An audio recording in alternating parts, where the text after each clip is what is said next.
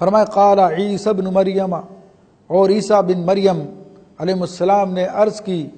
اللہم ربنا انزل علینا مائدۃ من السماء، جب حواریوں نے کہا کہ ہمارے لیے آسمانی کھانا اتاریے تو پھر انہوں نے اللہ تبارک و تعالیٰ کی بارگاہ میں دعا کی۔ ویسے تفصیل یہ ہے کہ آپ نے اپنے حواریوں سے کہا کہ اگر تمہیں آسمانی کھانا چاہیے تو پھر 30 دن کے روزے رکھو، تو ان لوگوں نے 30 دن روزے رکھے۔ اس کے بعد آپ نے ان سے کہا کہ تم سب کے سب اللہ سے دعا کرو، میں بھی اللہ تعالیٰ سے دعا کرتا ہوں۔ سیدنا عیسیٰ علیہ السلام نے جو اللہ تعالیٰ سے دعا کی تو اللہ تبارک تعالیٰ نے اس کی دعا کی حکایت فرمائی کہ اللہم ربنا انزل علینا مائدۃ من السماء، اے ہمارے رب تو نازل فرما دے ہم پر آسمان سے دسترخوان نازل فرما دے، تکون لنا عیدا لاولنا وآخرنا وآیۃ منک، تاکہ وہ دسترخوان ہمارے لیے عید کا سبب بن جائے، یعنی وہ ہمارے لیے خوشی کا سبب بن جائے، ہمارے پچھلوں کے لیے، ہمارے اگلوں کے لیے، اور تیری طرف سے ایک نشانی ہو جائے۔ تو اس آیت طیبہ میں بڑا لطیف نکتہ مفسرین نے بیان فرمایا کہ جب اللہ تبارک و تعالیٰ اپنی خصوصی رحمت نازل فرمائے تو وہ انسان کے لیے خوشی کا دن ہوتا ہے، عید کا دن ہوتا ہے۔ تو سید عالم صلی اللہ تعالی وسلم کی ولادت، آپ علیہ الصلوۃ والسلام کی میلاد، آپ علیہ الصلوۃ والسلام کا دنیا میں تشریف لانا تو مائدہ سے کس قدر درجہ بلند نعمت ہے اس کا تو اندازہ بھی نہیں کیا جا سکتا۔ جب آسمانی خوان پر اس دن کو، نزول کے دن کو عید کا دن منایا جا سکتا ہے تو حضور علیہ الصلوۃ والسلام کے پیدائش کے دن کو عید کا دن منانے میں کیا حرج ہے؟ یہ قرآن مجید اس بات کی دلیل دے رہا ہے،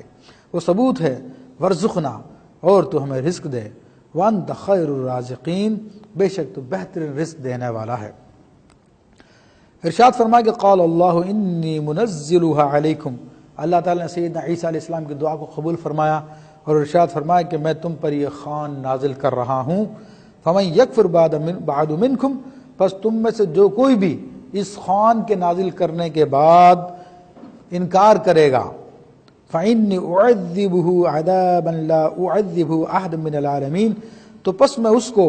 ایسا عذاب دوں گا کہ میں نے پہلے کسی کو زمانے میں کسی کو نہ دیا ہوگا۔ تو اب یہ بڑی حکمت ہے کہ کفار تو اللہ کے نبیوں سے تقاضے کرتے رہے، خود رسول اللہ صلی اللہ تعالی علیہ وسلم سے تقاضے کرتے رہے، لیکن اللہ تبارک و تعالیٰ نے ان کے تقاضوں کے مطابق تمام کی تمام باتیں ظاہر نہ فرمائیں، کیونکہ بات یہ کہ ایمان بالغیب کا حکم دیا گیا ہے، غیب پہ ایمان لے آؤ۔ لیکن جب بندے اپنی ڈیمانڈ کے مطابق دلیل طلب کریں، خاص طور پہ یہ حیرت انگیز کام جس طرح کہ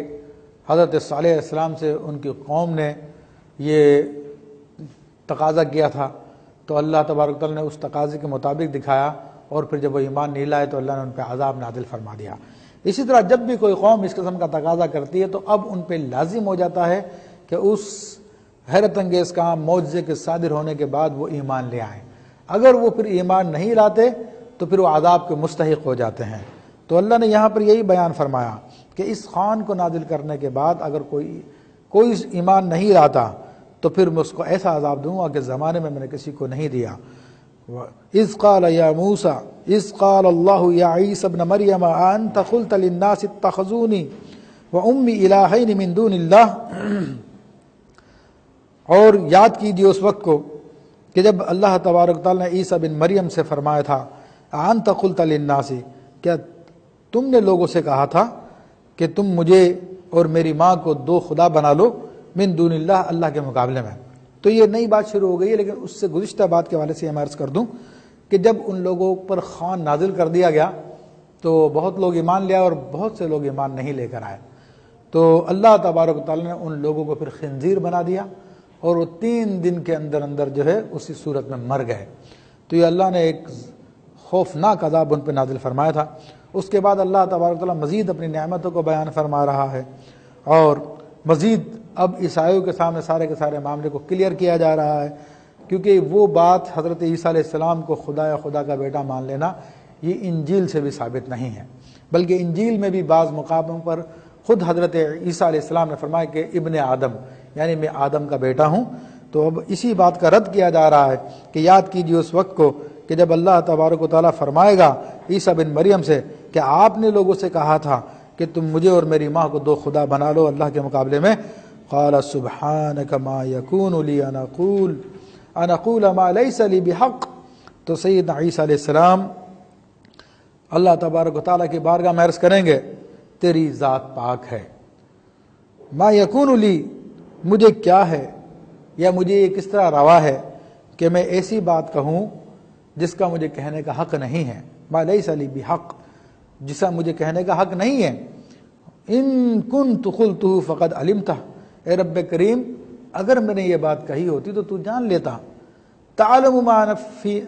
ما فی نفسی ولا عالم ما فی نفسک، اے میرے رب کریم تو جانتا ہے جو میرے دل میں ہے اور میں نہیں جانتا جو تیرے علم میں ہے۔ تو یہاں پر سیدنا عیسیٰ علیہ السلام اپنی علم کے حوالے سے بھی اپنی عاجزی کو بیان کر رہے ہیں اور رب کریم کے سامنے تمام کے تمام عیسائیوں کو غلطیوں کو ظاہر کر رہے ہیں کہ جو آج سیدنا عیسیٰ علیہ السلام کو معاذ اللہ خدا یا خدا کا بیٹا بنا رہے ہیں، ان کی پوجا کر رہے ہیں، کل بروز قیامت ساری کی ساری حقیقت ان پہ منکشف کر دی جائے گی۔ اور عیسیٰ علیہ السلام فرماتے ہیں انک انت علام الغیوب، اور بے شک تو ہی غیبوں کا خوب جاننے والا ہے۔